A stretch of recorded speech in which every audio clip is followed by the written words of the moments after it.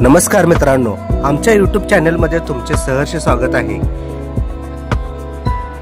भावाच्या प्रेतावर गेल्यावर बहिणीने जीव सोडला। होय भावांनो, कोल्हापूरमधील घटना आहे।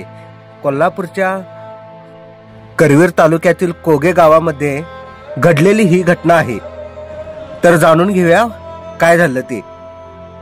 भावा बहिणीच्या प्रेमाची अतूट माया, भावा पाठोपाठ बहिणीनेही सोडला प्राण। भावाच्या प्रेताचं दर्शन घेऊन बहिणीने अवघ्या काही वेळातच प्राण सोडल्याची हृदयस्पर्शी घटना करवीर तालुक्यातील कोगे येथे घडली। सर्जेराव शंकर पाटील व कमळ बाळासो साठे पाटील अशी मयत भाऊ बहिणींची नावे आहेत।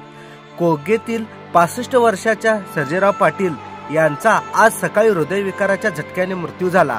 दरम्यान सर्जेराव यांच्या मृत्यूची बातमी समजताच कोगे गावातच राहणारी त्यांची बहीण कमल साठे पाटील या भावाच्या अंतिम दर्शनासाठी गेल्या। प्रेताचे अंतिम दर्शन घेतल्यानंतर त्या घरी गेल्या।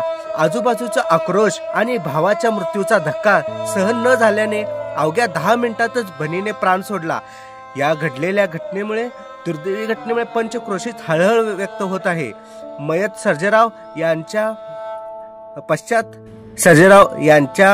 पश्चात त्यांची पत्नी, एक मुलगा व 2 मुली परिवार आहे। तर कमल एक मुलगा 2 मुली व त्यांचा पती असा त्यांचा परिवार आहे।